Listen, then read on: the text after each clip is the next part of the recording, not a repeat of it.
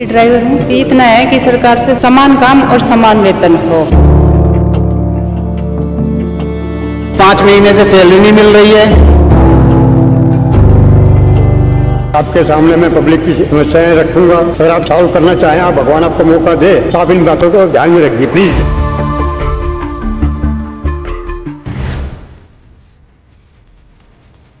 भैया मेरी माँ से मिलो आप। Mummy he was driving me to Uber and now he's taking me to the bus stand with some other. चलिए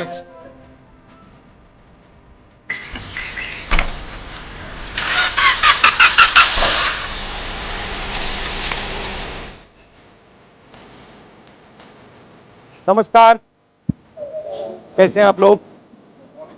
नमस्कार जी, नमस्कार। नमस्कार नमस्कार। बैठ जाओ यहाँ। आप कंडक्टर हो, आप ड्राइवर हो, कंडक्टर आप ड्राइवर। आपका कितना बनता है? मैं तो परमानेंट है।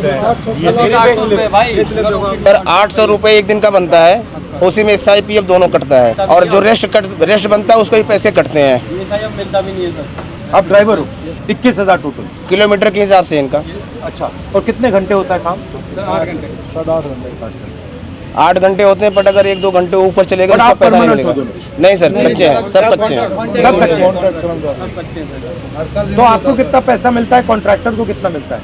सर कोई कॉन्ट्रैक्टर नहीं हमारे बीच में। हाँ। हम और DTC हैं, सीधा डायरेक्ट। हाँ जी, बट हमारा 800 रुपये, 816, 13 रुपये एक दिन का, 16 रुपये, उसी में SIPF भी कटेगा। प्लस महीने में हमारा कोई रेस्ट नहीं होता है, ना होली ना दिवाली, कोई दिन नहीं होता। कोई दिन नहीं। अगर सैटरडे कुछ नहीं, उसका पैसा कटेगा जिस दिन हम छुट्टी करेंगे। जितनी छुट्टी करेंगे उतना पैसा कट जाएगा। अगर आपकी मदद की जाए तो क्या करें? हमें सर समान भत्ता देना चाहिए ताकि हम लोगों का भी गुजारा हो सके, बच्चों की भी देखरेख किया जा सके। 5 महीने से सैलरी नहीं मिल रही है। कहाँ से किराया दे, कहाँ से किताबें लाएं, कहाँ से ट्यूशन फीस दे, कहाँ से नहीं मिल रही? आप बस में अभी नहीं चल रहे हो? बस में चल रहे साहब प्रॉपर। सैलरी कैसे नहीं मिल रही? देने नहीं गवर्नमेंट, सैलरी नहीं आ रही है। राज्य सरकार कह देती है सेंटर को, सेंटर सरकार कह देती है राज्य को। फंड रिलीज नहीं हुआ, ये नहीं हुआ, वो नहीं हुआ, और आगे से 2 महीने का और कह दिया 2 महीने तक और नहीं मिले। जहाँ हाथ पैर मारने मार लो, जिस नेता के पास जाना चले जाओ, जो करना कर लो। अक्टूबर से पहले सैलरी नहीं मिलेगी, ये कह रहे हैं अधिकारी। हमारे बच्चों के साथ ये हो रहा, अब नई भर्ती कर रहे, उनका भी भविष्य खराब करेंगे ये। मैं कंडक्टर DTC कर्मचारी हूँ। हम एक कॉन्ट्रैक्ट बेस पे हैं और हर साल कॉन्ट्रैक्ट रिन्यू होता है। वो भी ड्यूटी कम होती है तो उसे रिन्यू नहीं होने देंगे, फिर आप जाइए घर बैठिए। फिर बड़ी मुश्किल से हमारे मतलब परमानेंट नहीं बनाना चाहते? हाँ जी सर, हमें पक्का किया जाए, हमारी ये मांग है हमारी। या नहीं तो समान वेतन समान काम होना चाहिए हमारा। हम आपसे मांग यही कर रहे हैं बस सरकार से। जब तक शीला दीक्षित हमारी बहन जी थी, जब तक उन्होंने पक्का किया, उनके बाद हमारे कोई अभी तक सुनवाई नहीं, उन्होंने पक्का किया। लेकिन हमारा सवाल ये है सर कि नागरिकता हमारी पक्की, तो नौकरी कच्ची क्यों? क्योंकि आज निजीकरण हो रहा है, सबसे ज्यादा निजीकरण कर रहे हैं लोग, और इस निजीकरण से हमारे बच्चों का क्या भविष्य रहेगा? आज पूरे DTC कर्मचारी हमारे बम की तरह भरे हुए हैं। हम उम्मीद उनसे रखते जो हमारी आवाज मुखर करे। सर पिछले 6 महीने से सैलरी नहीं है और उस सैलरी का नतीजा ये है कि हमारे 24 जवान जो होम गार्ड के हैं वो कोई हार्ट अटैक से, कोई डिप्रेशन से वो दुनिया छोड़ चुके हैं।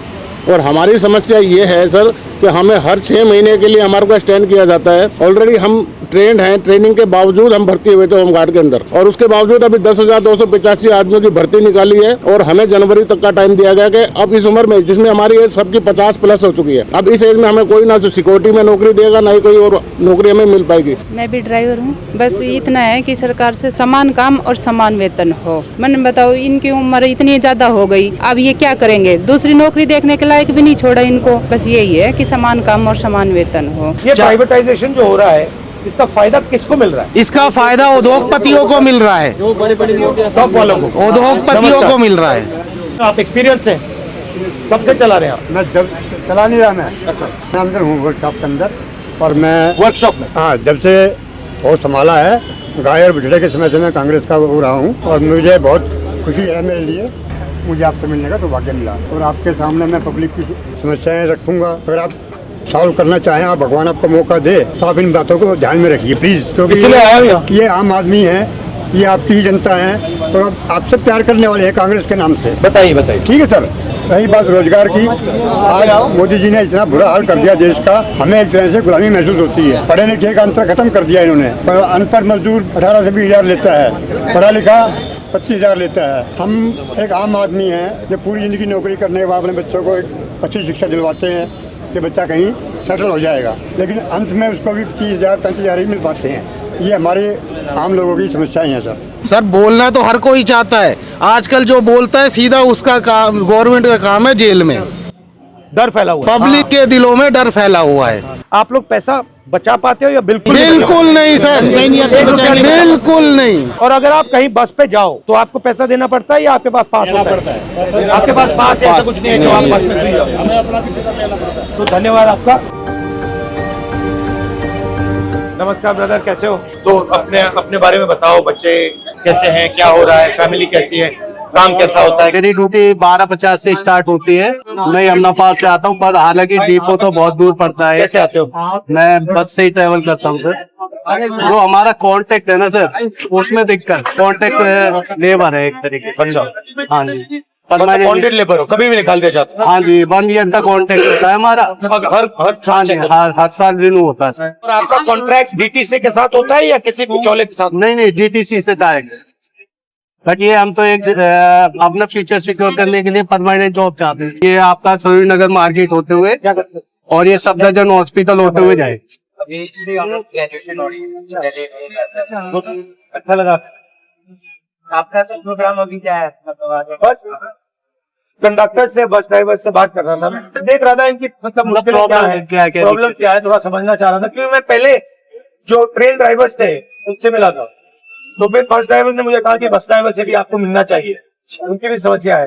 तो यहाँ पे इनकी पेमेंट की समस्या है, होम गार्ड की समस्या है, तो ये मैं थोड़ा समझने की कोशिश, तो ये मास रिच तक पहुंचे। बस वही कि लोगों को पता लगे कि आप बस में बैठ रहे हो, मगर ड्राइवर को क्या करना पड़ता है, कितना पैसा मिलता है, कितनी मुश्किलें हैं, कंडक्टर को क्या भुगतना पड़ता है, फिर सिटीजन जो आ रहे हैं उनको क्या क्या, ये आइडिया। थैंक यू ब्रदर, धन्यवाद भैया, अच्छा लगा आपसे। ओके,